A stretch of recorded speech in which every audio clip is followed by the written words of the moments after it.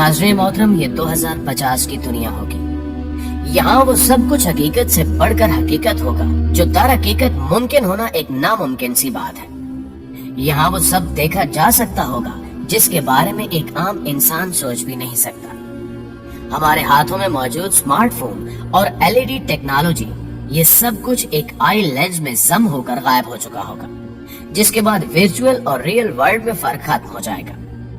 मौजूदा दिनों में त्योहारों पर की जाने वाली लाइटिंग का रवाज है, मगर 2050 में आई लेंस आपको ऐसे प्रीसेट ग्राफिक्स देंगे कि ईद के दिन हर शख्स अपनी मर्जी के मुताबिक दुनिया को सजा हुआ देख रहा होगा। हमारी ईदों में हमसे बिछड़ जाने वाले हमारे बहन भाई शामिल नहीं होते, लेकिन कमाल ये होगा कि 2050 की ईद कोई ऐसी वैसी ईद नहीं होगी। उस ईद में अल्लामा इकबाल, कायद आजम और फातिमा जिन्ना समेत क़याम पाकिस्तान की पूरी लीडरशिप हमारे साथ मौजूद होगी। दूसरी जानिब भारत में कबीर सिंह, भगत सिंह और यूरोप में जॉर्ज पंजम वगैरह सब जिंदा हो चुके होंगे।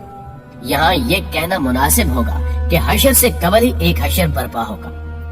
लोग उन हसीनाओं से भी इश्क कर बैठे होंगे जो कि हजारों साल पहले मर चुकी थी, लेकिन अब जिंदा होकर एक बार फिर इस स्यारे पर जाहिर हो चुकी होंगी। और ये औरतें पहले किसी जागीरदार या किसी बादशाह की बीवियां रह चुकी होंगी, लेकिन 2050 में वो अपनी रजा से किसी आम आदमी के साथ रहने लगेंगी। जिंदगी और मौत का फर्क बिल्कुल बदल चुका होगा।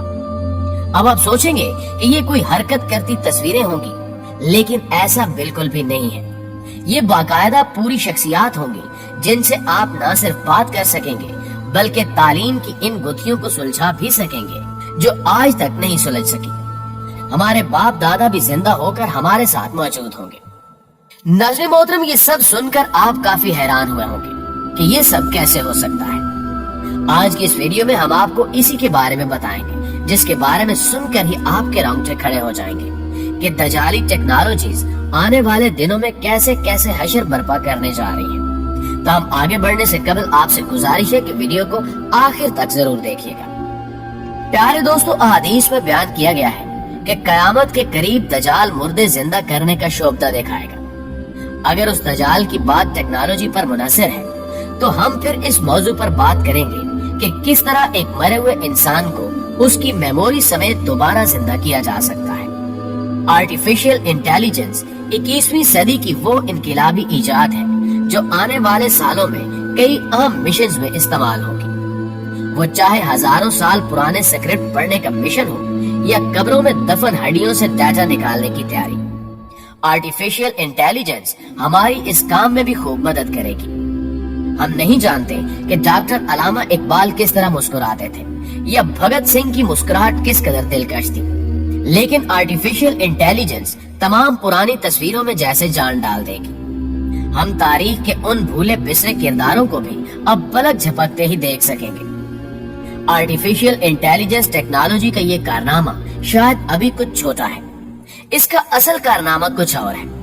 दरअसल कबल मसीह से लेकर आज तक जितने भी लोग गुजरे हैं, उनकी तस्वीर पेंटिंग्स की सूरत में हमारे पास मौजूद है। 16वीं सदी में जितने भी यूरोपीय बादशाह गुजरे, उनकी बेगमात की तस्वीर, ये सब भी हमारे पास पेंटिंग की सूरत में महफूज है।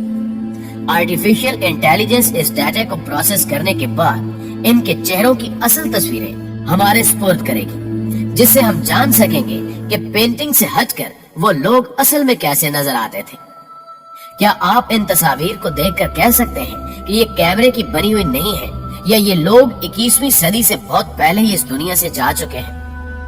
प्यारे दोस्तों, अभी आर्टिफिशियल इंटेलिजेंस के साथ हमारा दूसरा दौर शुरू हुए चंद साल ही हुए हैं, लेकिन 2050 तक ये टेक्नोलॉजी इंसानी अकल को शायद मात दे दे, और ये भी मुमकिन है कि इंसानी अकल आर्टिफिशियल इंटेलिजेंस के अंदर ही गुम होकर रह जाए।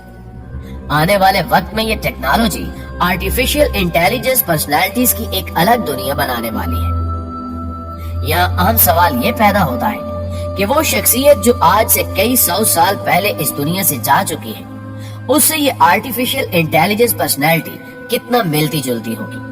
यानी इसका वो किरदार जो कुदरत ने डिजाइन किया था, उससे आर्टिफिशियल इंटेलिजेंस किस हद तक मिलती होगी।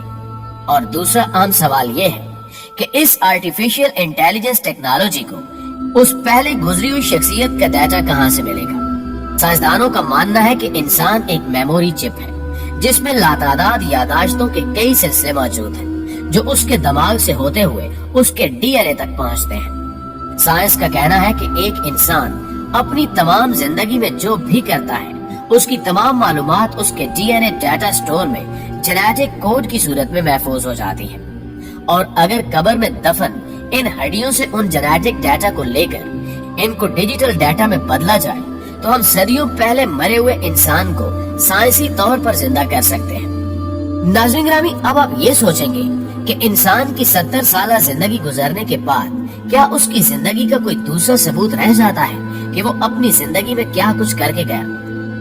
قدرت جس سسٹم کے ذریعے آپ کے ہاتھ پاؤں اور ہر عضو سے گواہی لے گی، وہ سسٹم اس قدر پاورفل ہے کہ ہمارے پاس اس وقت انتہائی مہنگے ڈیٹا سٹوریج موجود ہونے کے باوجود ہم اس کا مقابلہ نہیں کر سکتے۔